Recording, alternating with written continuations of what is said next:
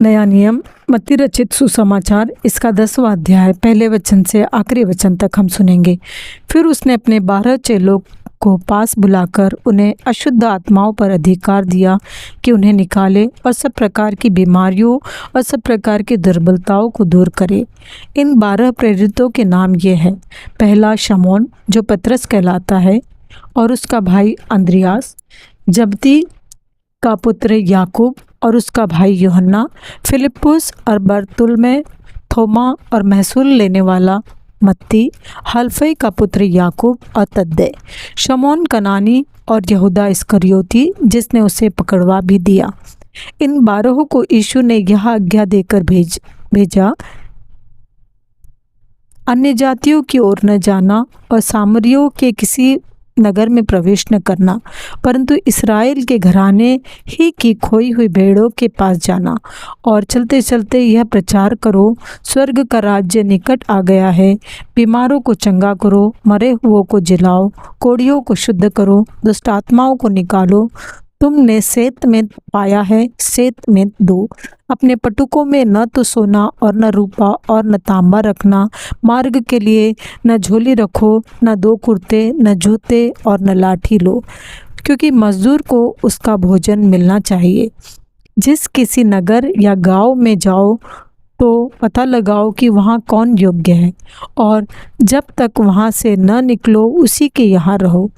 घर में प्रवेश करते हुए उसको आशीष देना। यदि उस घर के लोग योग्य होंगे तो तुम्हारा कल्याण उन पर पहुँचेगा, परंतु यदि वे योग्य न हो तो तुम्हारा कल्याण तुम्हारे पास लौट आएगा।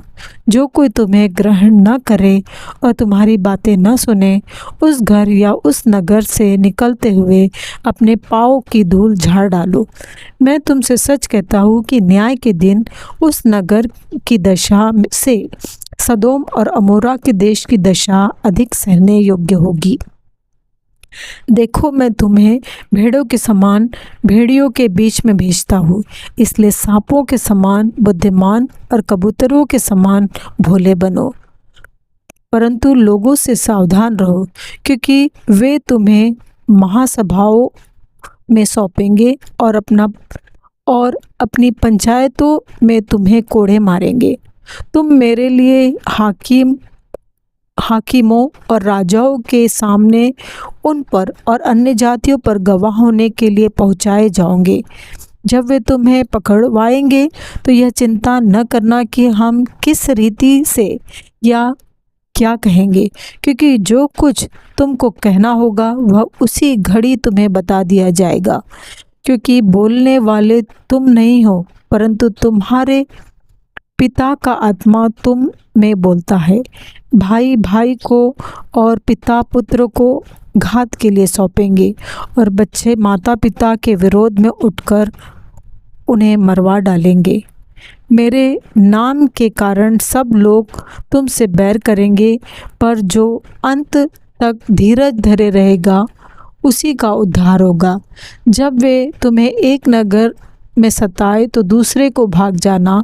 मैं तुमसे सच कहता हूँ, तुम इस्राएल के सब नगरों में न फिर चुकोगे कि मनुष्य का पुत्र आ जाएगा। चेला अपने गुरु से बड़ा नहीं होता और न दास अपने स्वामी से। चेले का गुरु के और दास का स्वामी के बराबर होना ही बहुत है। जब उन्होंने घर के स्वामी को शैतान कहा तो उसके घर वालों को क्या कुछ न कहेंगे। इसलिए मनुष्यों से मत डरना, क्योंकि कुछ ढका नहीं जो खोला न जाएगा, और न कुछ छिपा है जो जाना न जाएगा।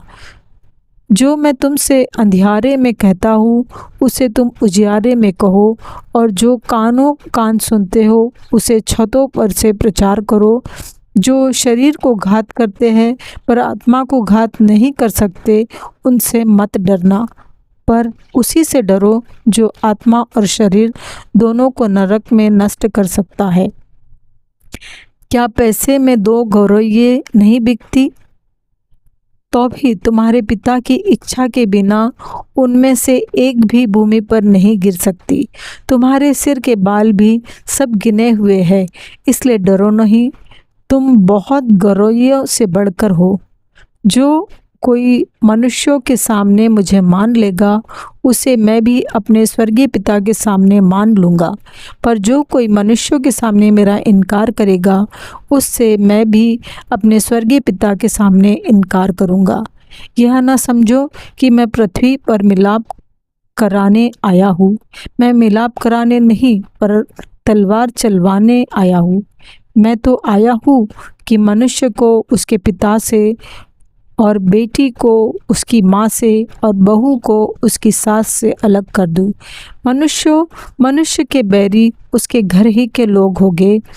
जो माता या पिता को मुझसे अधिक प्रिय जानता है, वह मेरे योग्य नहीं, और जो बेटा या बेटी को मुझसे अधिक प्रिय जानता है, वह मेरे योग्य नहीं, और जो अपना क्रूस लेकर मेरे पीछे न चले, वह मेरे योग्य नहीं। जो अपने प्राण बचाता है, वह उसे खोएगा, और जो मेरे कारण अपना प्राण खोता है, वह उसे पाएगा। जो तुम्हें ग्रहण करता है, वह मुझे ग्रहण करता है, और जो मुझे ग्रहण करता है, वह मेरे भेजने वाले को